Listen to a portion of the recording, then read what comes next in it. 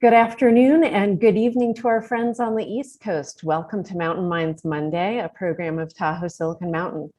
My name is Ellen Rayner and I'll be your host for this evening's presentation. Thanks for joining us.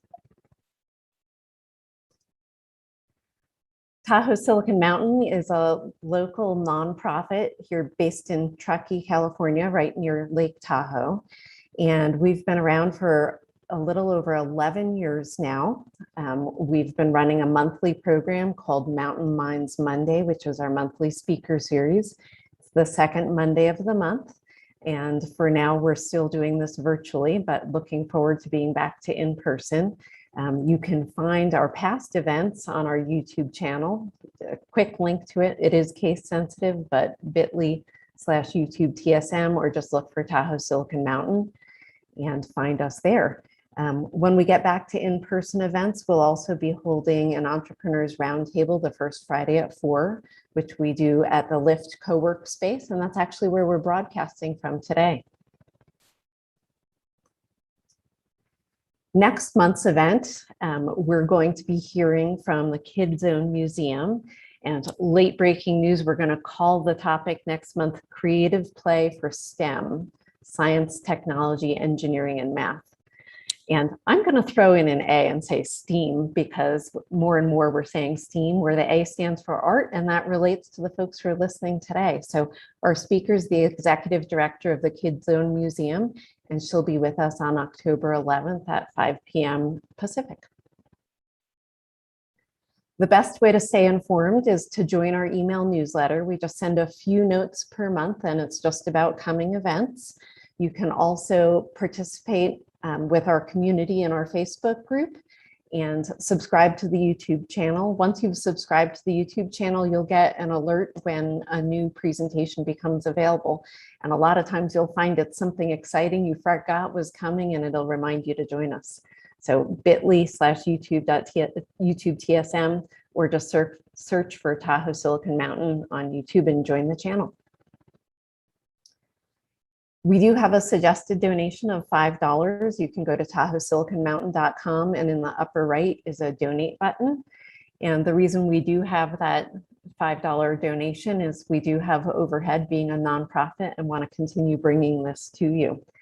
This is all run by our all-volunteer board. There's 5 of us, and we're looking to expand to more. So be in touch if you're involved in helping get involved in running Tahoe Silicon Mountain. We couldn't do any of this without our sponsors. Our gold sponsor for many, many years is Holland & Hart. Holland & Hart, actually our longest sponsor, is a law firm with offices based in Reno and throughout the West, including Truckee. Holland & Hart strive to lead their profession by giving the highest level of service and loyalty to their clients, and by forging a team, lawyers, paralegals, staff, and other professionals whose work is infused with their values. The founder's philosophy was simple: keep going up, and if you get stuck, there's always another route to the top. This is where the spirit of the firm's pioneering and innovation began. So thank you to Holland & Hart, our longest term sponsor. We also have 2 silver sponsors. Mobo Law is a full service law firm started in Truckee. Mobo Law provides excellent representation in an approachable, responsive environment with a human touch. The firm is comprised of attorneys and support staff with integrity and a solid work ethic, providing exceptional work that truly benefits their clients. They love their work, and it shows. Our other silver sponsor for the last couple of years is Bare Knuckle Branding. It's a branding and marketing company based in Reno, and you can go back in our YouTube archives and see a branding presentation that they made in March of this year. They will help your company develop a brand strategy that packs a punch. Bare Knuckle gives you the tools to pull your vision together with an unstoppable brand with a plan. When your business and your branding are aligned, miracles happen. We'd also like to thank our community partners, Nevada County Tech Connection, Tahoe Truckee Media, the Truckee Tahoe Airport, Lyft Workspace, where we're broadcasting from today, and the Truckee Chamber of Commerce. And you too can become a sponsor. Here's a quick link, or just write to sponsorship at TahoeSiliconMountain.com. So with that, we're going to move on to the main event. Just a little background. In March of 2021, digital art made the news when an NTF, that stands for non-fungible token, sold for over $69 million, all while digital art has been making an impact on the art world since the 1980s. Yes, digital art since the 1980s. Well, excuse me, I'm particularly excited tonight to welcome my high school classmate, Colin Goldberg, to present on Techspressionism, a term he coined, which is an artistic approach in which technology is utilized as a means to express emotional experience. In today's presentation, Goldberg will give a brief introduction to Techspressionism and how it relates to artistic movements of the past. Goldberg will also discuss Techspressionism's evolution through the pandemic and its relationship to the concept of social sculpture as developed by, oh man, I should have asked how to pronounce this, a German artist in the 1970s, and I'm sure Colin will tell us who it was. He'll share his own personal development as an artist, including an overview of how his involvement with technology has informed his studio practice as an artist, from the BBS scene of the 1980s through Manhattan's Silicon Alley of the 1990s to the NFT phenomenon of today. So without further ado, all of the mariners on the phone are welcoming Colin Goldberg. Take it away, Colin. Thanks, Ellen. It's great to be here today. And my name is Colin Goldberg. I'm an artist currently based in the Green Mountains of southern Vermont. And I'm just going to share my screen here. Okay.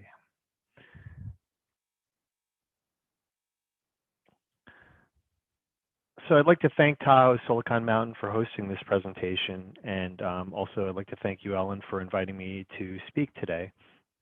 So over the past 10 years or so, I've been developing this concept called Techspressionism, which is the primary focus of this presentation. And in today's talk, I'm going to give an overview of Techspressionism, as well as some background on my personal studio practice and artistic development. Techspressionism's current working definition is an artistic approach in which technology is utilized as a means to express emotional experience. The term is derived from the root words expressionism and technology. So I'm going to open up this presentation with a brief background on Techspressionism and how it got started. The term Techspressionism was invented in 2011 as the title of a solo exhibition I had at 4 North Main Gallery in Southampton, New York. And it was a self-produced show. And basically, I needed a title for it, and that's where the term came from originally. The catalog essay was written by a critic and curator by the name of Helen Harrison, and this was the first usage of the term Techspressionism in print. Ms. Harrison is a former New York Times art critic and is also the current director of the Pollock Krasner House and Study Center in Springs, New York, which is the former home and studio of artists Jackson Pollock and Lee Krasner. In 2014, I decided to capitulate some of the ideas that I feel Techspressionism represents into a written manifesto. The writing was inspired by other artistic manifestos of the past, including Andre Breton's Surrealist Manifesto and Marinetti's Futurist Manifesto. There are 10 points in the manifesto, but I feel that the first 3 are the most central. So the first one is that the computer and technology in general are not separate from humankind, but are a natural extension of us. The second point is that technology is a continuum, which is as old as humanity, not a novelty or fad. And the third point is that the computer is just one of a long string of tools which have enabled human expression, including the typewriter, the camera, the printing press, the pen, the pencil, and paint. And a lot of this manifesto is really a reaction to pushback that I experienced from art world folks who just weren't able to accept that artwork that involved the computer was legitimate. Techspressionism was first referred to as a movement in Wired in 2014. The article entitled "If Picasso Had a MacBook Pro" was published in conjunction with an exhibition in which the manifesto is included in the printed catalog. If you're watching a recording of this presentation, You can pause playback and scan the QR code in the corner of the screen with a mobile device to read the article. The term also was given exposure on television through a PBS interview I did during an artist residency at the studios of Key West in 2015. The QR code in the corner of this slide links to the interview on YouTube. So up until this point, or fairly recently, I was really the only practitioner of Techspressionism, and it basically was a term that I invented, which was describing my own work. And this all changed over the course of the pandemic, when in the summer of 2020, I did a Google News search for Techspressionism, and I had seen that an artist based in Southampton, New York, named Oz Van Rosen, had used the term to describe her work in an article. So I reached out to her to see if she was interested in participating in putting an artist group together around the idea. And she was interested in doing that, and we decided to do a meetup, which was kind of based around the idea of artist salons that the surrealist artists had done in the past and other artists of the past years had done in coffee shops and studios to discuss ideas. So we had our first salon meetup just about a year ago on September 15th, and that was comprised of myself, Van Rosen, as well as fellow artists Steve Miller and Patrick Lichty, and Helen Harrison, who attended in an advisory role.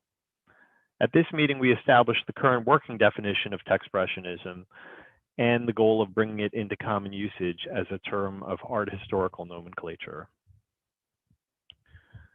When we launched our website in August of 2020, we developed a hashtag strategy on Instagram to locate other artists who may be interested in the project. Over the course of the last year, we've grown from the 4 artists at our first salon to over 250 artists from more than 35 countries. There are currently over 22,000 posts on Instagram that now use the hashtag Techspressionism. I recorded this short walkthrough of the website, techspressionism.com, to illustrate some of the milestones from our past year online. So these are some of our salons that are recorded, and in them artists present through screen sharing like this on their work, and then we have an open discussion with other artists that are in attendance. And these salons are also open to the public. We have an artist index, which is organized by country, and then it's broken down by US state. And all of the artists in this index, or the majority of them, were located through their use of the hashtag. This project, the collab, was initiated by an artist by the name of Devonte Bradley, and it involves artists passing a file back and forth to create original work. These pieces you're seeing here were by a pair of artists, one of whom was based in Shelter Island and the other was in Tehran. And we also do artist interviews on our YouTube channel. And this is an interview I did with musician and visual artist DJ Spooky.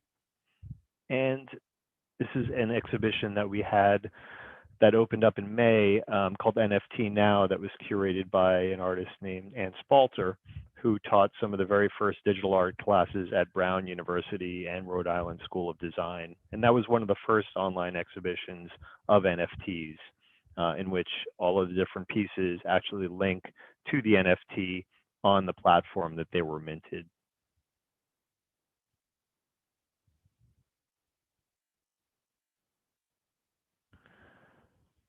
So Techspressionism does draw inspiration from several artistic movements of the past, notably Expressionism, Surrealism, and pop art. The use of technology to express inner emotional content within a fine art context is how Techspressionism relates to its predecessor, Expressionism. This is also what differentiates Techspressionism from digital art and new media art, which are genres defined strictly by the medium used, not the content or context of the work. Like Surrealism, there's strong ideological and social components to Techspressionism. And like pop art, many of the tools and techniques used by Techspressionists, are also commercial means of production, such as commercial graphic software and large format printers. So you can see here some of the notable artists from each one of those past artistic movements as well. The German artist Joseph Beuys created the term social sculpture in the 1970s to embody his understanding of art's potential to transform society. As a work of art, a social sculpture includes human activity that strives to structure and shape society or the environment. The central idea of a social sculptor is an artist who creates structures in society using language, thoughts, actions, and objects. The concept of social sculpture has been an integral component in Techspressionism's development as a movement. I was introduced to the work of Joseph Beuys in 1999 by Joseph Neckvetal, who is an American artist currently based in Paris. So from my own personal standpoint, some of the transformative goals of Techspressionism as a social sculpture would include presenting innovative work in a broad range of styles, reflecting the expressive potential of electronic media, demonstrating that artists have always adopted contemporary technologies for creative purposes, and curatorial inclusivity in terms of gender equality and international focus and sociocultural diversity. In order to provide some context for Techspressionism, I'm now going to move on to my own personal artistic development, starting from high school. So I've been drawing for as long as I could remember as a kid, but I got my start with computer art in the 1980s with the Commodore 64, which was our family's first computer. I created my very first digital drawings using a variety of input tools, including the light pen and the koala pad, which was an early drawing tablet. I was also involved in the BBS scene, which stands for Bulletin Board Systems. It was mostly kids trading games using dial-up connections into each other's homes. These kids organized into groups, much like graffiti crews, and cracked and traded video games across the Atlantic. The crews also created elaborate intro screens for the cracked games. I now see these underground demo scene graphics, as they came to be known, as early cultural precursors to the NFT scene of today, in which artists and collectors both often function anonymously under a pseudonym or handle. And pictured here are a couple of the early digital drawings that I did on the Commodore when I was in high school. This painting here was called Sky People, and it was my first publicly exhibited painting. It was shown at the East End Student Show at Southampton's Parish Art Museum in 1989. The 30 by 60 inch painting, which is acrylic on canvas, reflects my early interest in surrealism with a nod to Rene Magritte. Interestingly, the building where it was shown is now the home of the Southampton Arts Center, where the first physical group exhibition of Techspressionist artworks will open next spring. After graduating from Southampton High School in 1990, I went on to study studio art with a painting concentration at Binghamton University in upstate New York. The summer after my junior year, I did an internship in the Hamptons, working as a studio assistant for an artist named Steve Miller, who had already been working with technology art for decades. That's Steve on the top right there. Steve is now a core member of the Techspressionist working group. Over the course of the internship, I also learned screen printing from a fellow assistant, Robert Barden, who's on the top right. Steve is on the top left, Barden is on the top right, who had been Warhol's assistant for many years. I also got to see the inside of a working studio for the first time, and this experience led me to the decision to pursue the goal of becoming a working artist. Upon returning to college, I incorporated my newfound knowledge of screen printing into a new body of work, which would become my photo construct series. This piece, entitled Pollock's Floor, incorporates a photo I took of Jackson Pollock's paint-splattered floorboards, mirrored several times and overlaid with enamel ink and graphite overdrawing. So this piece actually incorporates some stylistic elements and ideas from both the pop art movement and from abstract expressionism. When I graduated from Binghamton in 1994, I moved to New York City and established my first studio in an old bank building in Williamsburg, Brooklyn. long before this area became gentrified. Not long after moving there, I was jumped underneath the Williamsburg Bridge while coming home from a temp job, and my jaw was broken in 3 places. Shortly thereafter, I ended up moving across the East River into a much smaller space in the East Village where I lacked the room to paint. These circumstances prompted me to begin experimenting with my very first abstract digital drawings. This piece, drawn in 1999, is an early example from my Metagraph series of vector-based digital drawings. It's called Urbanite. Unlike bitmap formats, like JPEG images, vector-based graphics record information mathematically in code rather than in a grid of pixels. So you can actually open up a vector-based file, such as a PDF, and read the code. And these were originally created in a file format called EPS, which was a predecessor to the PDF format. A vector-based format allows the images to be resolution independent, which means they can be scaled to any size with no loss of resolution.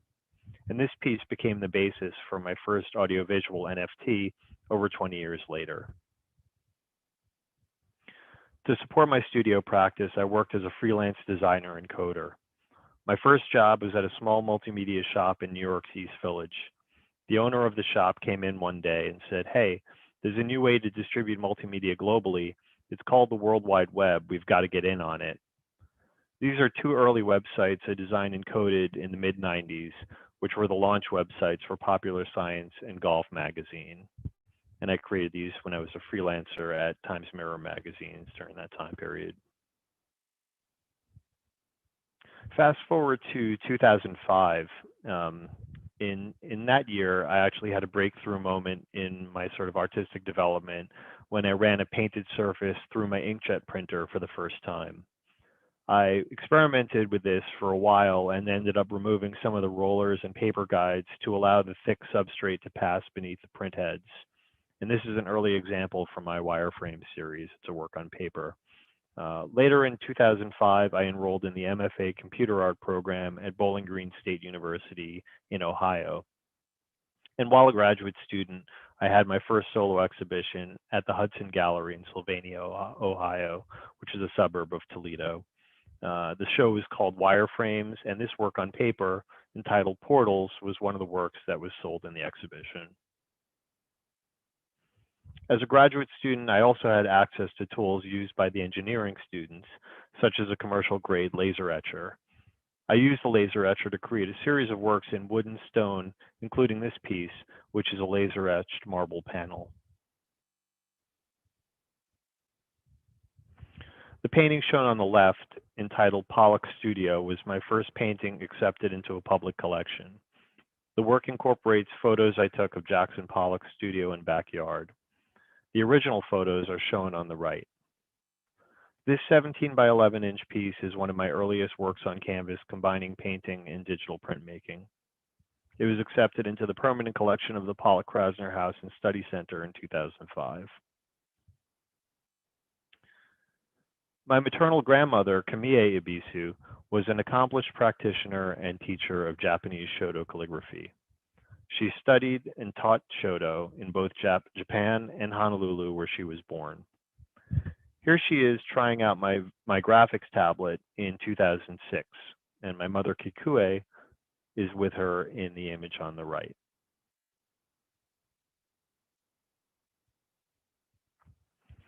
My mother would tell me a story about how my grandma Kamiye would make the same character over and over, crumpling it up each time until it was the way she wanted. This story made a big impression on me. I related her approach in some way to the gestural mark making of the abstract expressionist painters of the 1950s. Shortly after my visit with my grandmother, I began experimenting with sumi ink painting. This piece is a work on paper from my Shodo series, which incorporates sumi brushwork with 3D rendered forms. There's a story about the abstract expressionist painter Franz Kline, who is best known for his large black and white abstract paintings. When Kline was stuck, not knowing what to paint, he borrowed a projector from his friend Willem de Kooning. Kline had made some charcoal drawings of furniture and enlarged them on the wall abstracting them with the projector, so only a small portion of the sketch was visible. This process became the basis for Kline's famous black and white paintings, which at first glance appear to have been painted in a fit of inspiration. These 30 by 22-inch wireframe pencil drawings were composed digitally, but were ultimately executed by hand with the aid of a projector. They were inspired in part by the story of Kline and de Kooning, in which technology played a backstage role.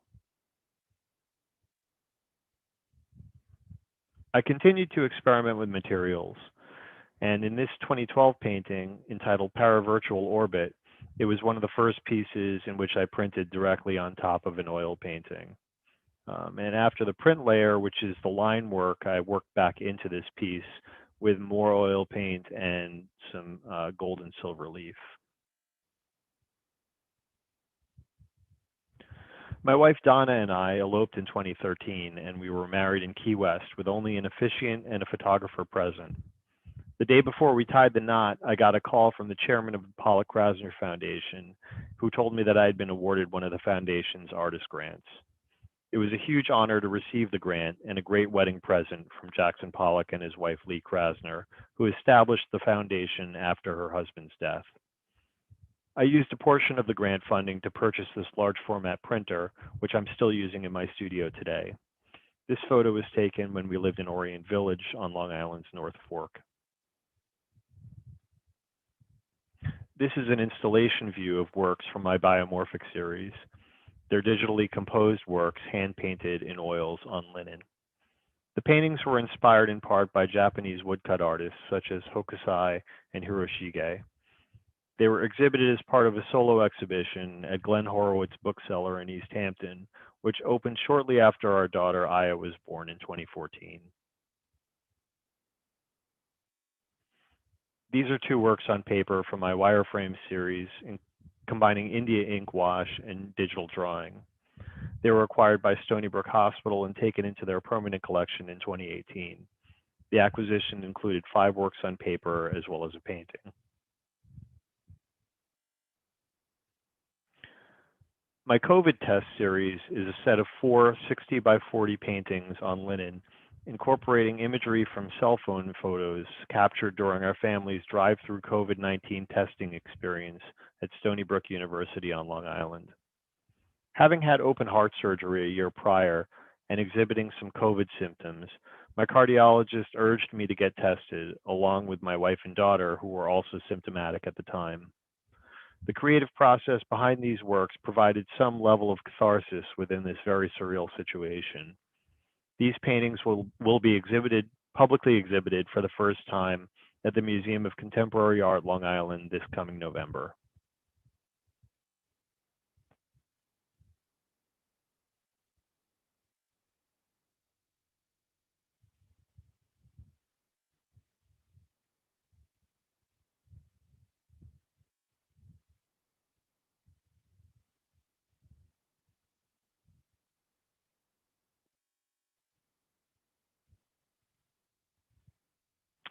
This is my first audiovisual NFT, minted earlier this year on the NFT Platform Foundation.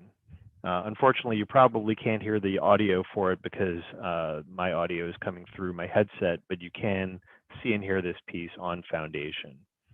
The piece is based on the vector-based digital drawing I showed earlier in the presentation, which was originally drawn in 1999 on a Mac 8600 Power Mac 8600 using a Wacom tablet in Illustrator 8. The piece was reborn as an NFT 22 years later using Adobe Animate. And the original audio track includes recordings I made while living in New York's East Village. The work was purchased by a private collector shortly after it was minted, and it's currently available on the secondary market via OpenSea. I've since minted 2 other works on Foundation this year, one of which, entitled Thought Waves, is currently still available on the primary market. So we have 2 online exhibitions coming up in the near future, the first of which is the second round of our collab project. The show was curated by Devontae Bradley with exhibition design by Brandon Gellis. We are having a live opening during our salon tomorrow, which is open to the public. You can register for this event and our upcoming salons at techspressionism.com/Zoom. Techspressionism 2021 will be opening up later this fall. This is our first large-scale survey exhibition curated by Patrick Lichty and myself. The show will include works from over 100 artists, and it'll represent over 30 different countries. This image is an artist rendering of the first physical group exhibition of Techspressionist works, which is scheduled to open in April 2022 at the Southampton Arts Center in Southampton, New York. I'm currently in the process of curating this exhibition with Helen Harrison serving as the exhibition advisor. And lastly, here are a few QR codes pointing to websites relevant to this presentation. If you're watching a recording of this live stream, you can pause playback and scan the codes on a mobile device. Thank you for taking the time to watch this presentation, and thank you again to Tahoe Silicon Mountain for hosting it, and to Ellen for inviting me to speak. Thank you so much, Colin. For those of you who are watching live, please type your questions into the YouTube comments section and I will ask them on your behalf. But while we're waiting for some of those questions to come in, I'm first going to ask for a few definitions here. You mentioned NSF. How is it that you decided to get involved in NSF and you minted something? So tell me a little bit about what was minted. So I got involved in NFTs early on. I kind of been interested in crypto, starting maybe back in 2017 or so. And just from a philosophical standpoint, I thought that the idea of decentralized finance was interesting. And when I learned about NFTs and started to understand the significance of them, that's when I really became interested in it as an artist in that. And I think that the main benefit to artists is that it allows artists to get payments each time the work is resold. So generally, like in the art world, a piece is sold on the primary market to a collector, and then the largest amount of profit is actually when that collector sells the work to on the secondary market to either another collector or to an art institution. And generally, the artist receives nothing after the first sale. So the way that NFTs work is they use something called the smart contract, where each time the ownership of the digital asset is transferred, a percentage of the sale goes directly to the artist through the mechanism of the NFT, which is basically a way of establishing provenance or a chain of ownership through the blockchain for a particular piece of artwork or another type of digital asset.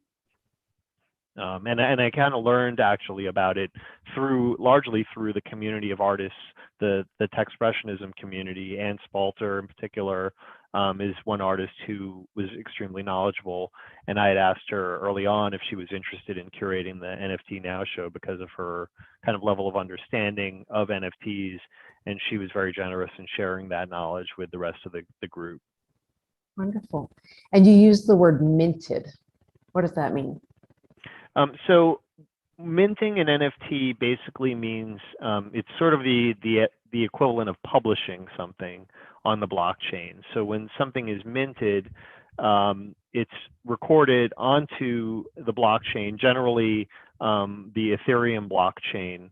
And what that means is it's a public ledger where the information is accessible to anyone. It could be looked up as far as what a particular work has sold for, who purchased it, what time that happened, et cetera, and all through the lifetime of the piece. So it's kind of like a mechanism through which the provenance or the chain of ownership of a particular work is recorded automatically.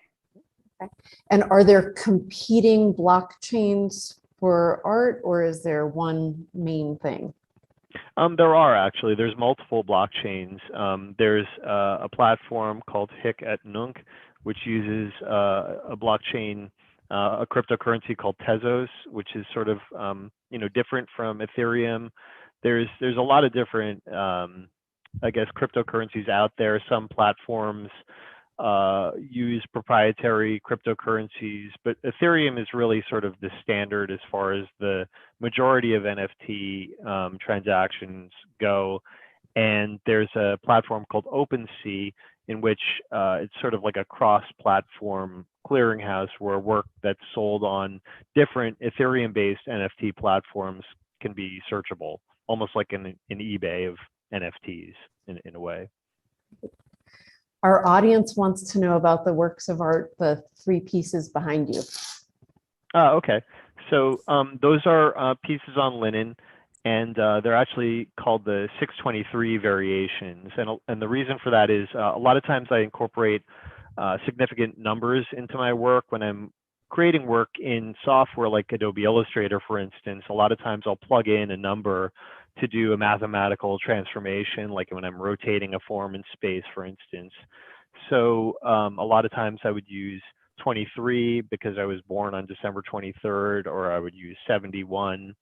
And our daughter, Aya, was actually born on June 23rd, which is 6:23 at 6:23 p.m.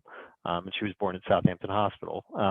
So I took that number, 623, and when shortly after she was born, used it in creating these particular pieces.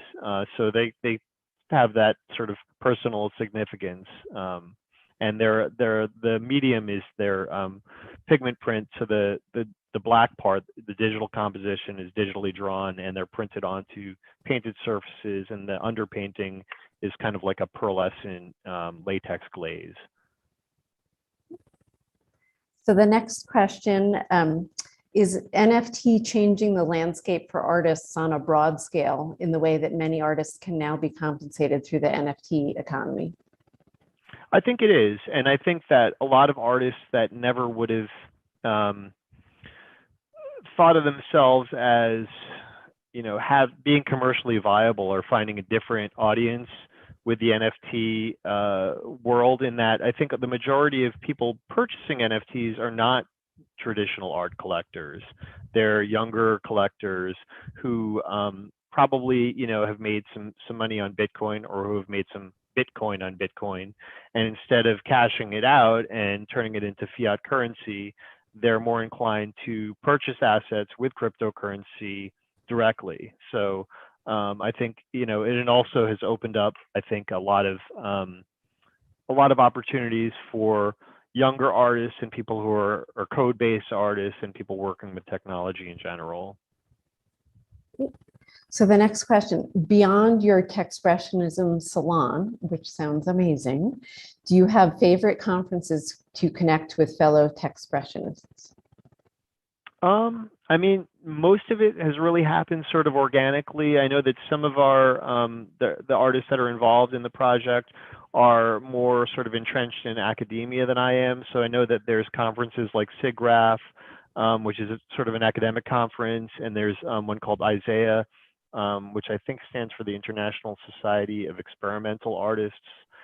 So there's a lot of different working groups out there, and kind of the fun thing about the salons is each artist that comes in sort of brings their background to it. And someone shared at our last salon about Isaiah, and a lot of the people that have been coming in are really pioneers who started, different programs at universities back in the 80s and 90s in digital art. So hearing them share about their experience from that standpoint is pretty interesting, and most of my background outside of my studio practice has been within the world of online advertising and, design and development and coding for commercial clients. So it's all different sort of angles.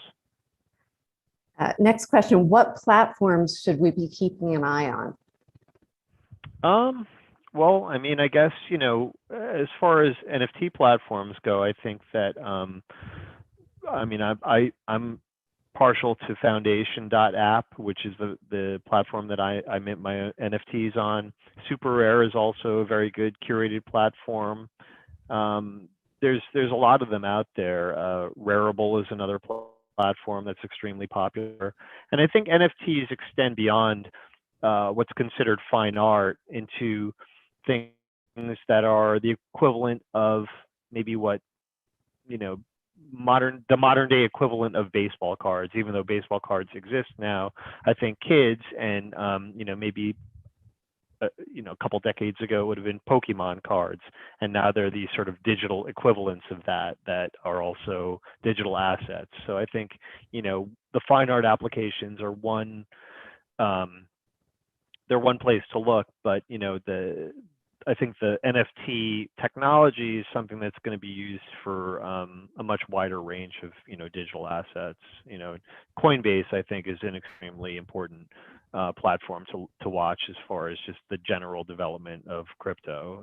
As far as decentralized finance goes, it seems to be the one that the U.S. government is sort of most tightly integrated with at this point. So it's becoming more and more mainstream all the time, it seems like. Any comments about art in the VR world? Thinking of opening any galleries?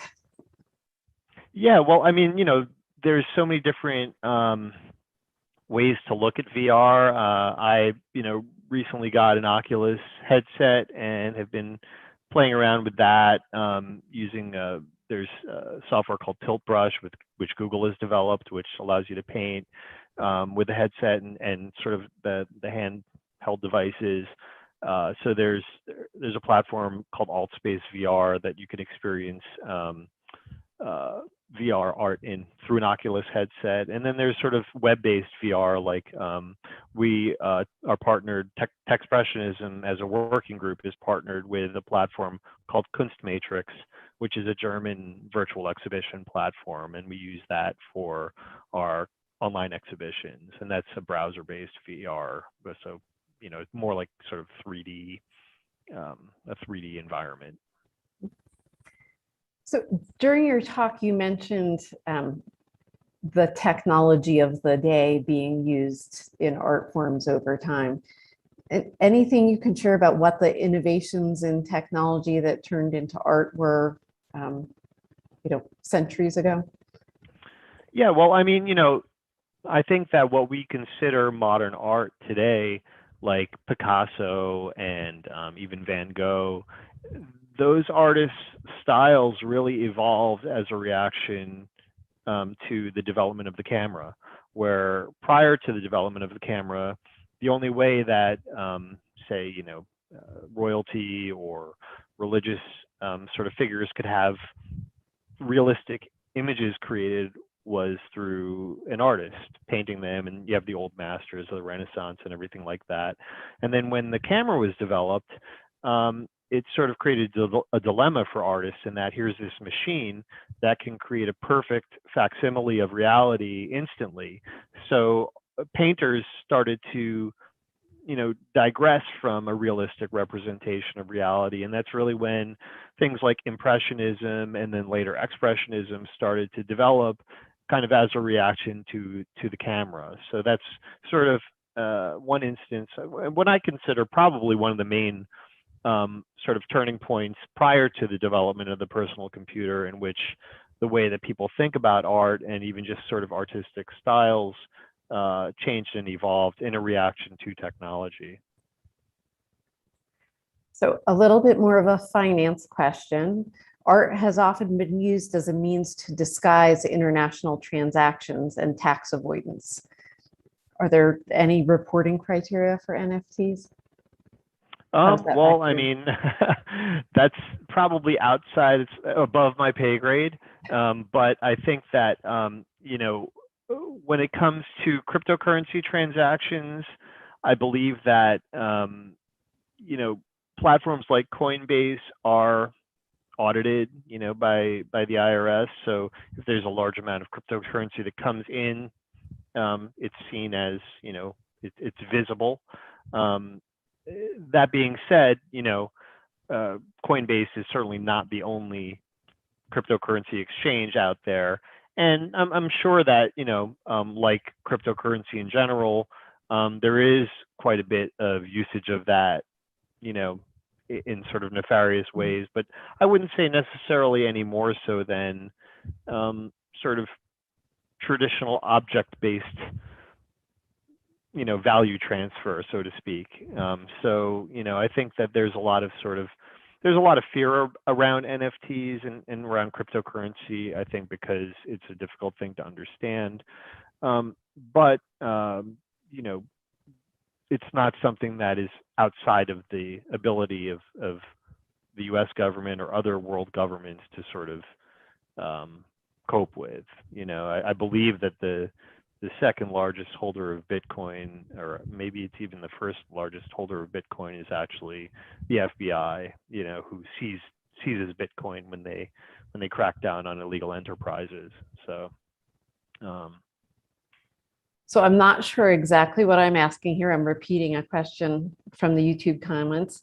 What's your take on Marshall McLuhan's "the medium is the message" idea as it regards to the Techspressionism movement? Honestly, one thing that I think is important about what we're trying to do with Techspressionism is that the message is the message. That is, prior to Techspressionism, the sort of going term for technology-based art was digital art or new media art. And when I was in graduate school, my MFA degree was actually called computer art, and the undergraduate program was called digital art. We didn't get the upgrade. But what I found was that most of those students were interested only in working for Pixar or creating video games and coding up the new Grand Theft Auto, or they really weren't interested in anything to do with gallery or museum presentation in a fine art context for the most part. Now that's changed. I think there's a lot more within academia focusing on personal expression. But for me, Techspressionism, what differentiates it from things like digital art or terms like digital art or new media art is that the technology is almost a given. Like, this is the thing that binds all of us together as an artistic group. And what I'm interested in, from a personal standpoint at least, is hearing what the work is about and learning what personal significance the work has, not just what sort of technology is involved in it. Next question, how is AI or machine learning being used in Techspressionism? Well, there's a number of artists involved using, I think it's a platform called Playform, which uses AI to generate images. I know that Ann Spalter and Patrick Lichty, a couple of our artists are pretty heavily involved with Playform.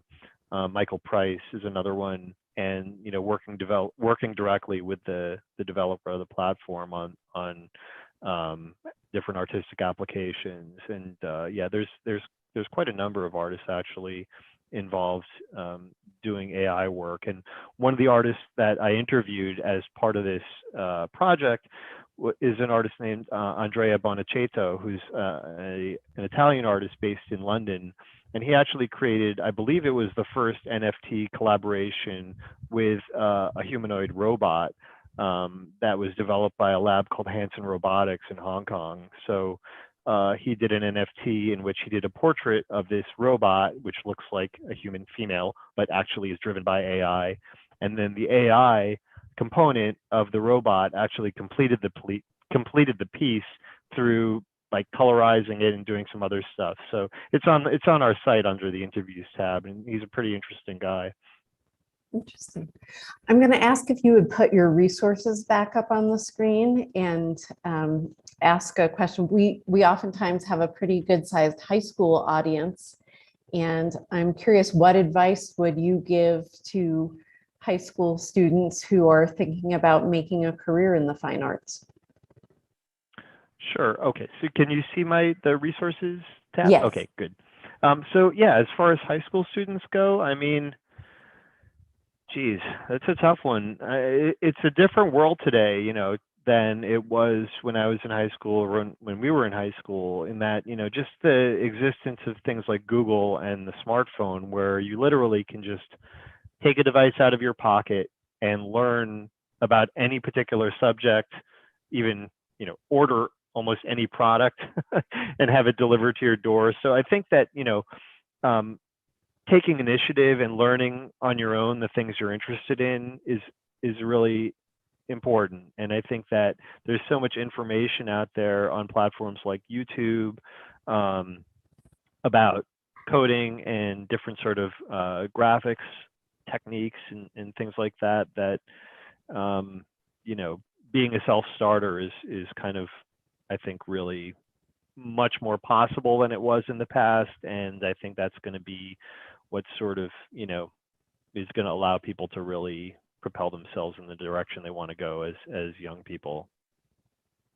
Would you bring up those upcoming events again also? Is that that live reception opening that you talked about tomorrow, is that something for non-artists? What, you know, who all's invited to that? What should they expect? Yeah, so the collab opening tomorrow, that's going to be at 2:00 Eastern time, and you can RSVP for that at techspressionism.com/Zoom.